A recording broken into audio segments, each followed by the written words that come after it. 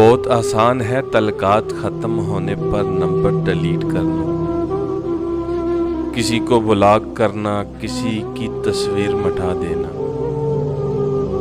पता है मुश्किल क्या है, किसी की यादों से खुद को आज़ाद करना, उस तकलीफ़ से निकलना बहुत मुश्किल होता है।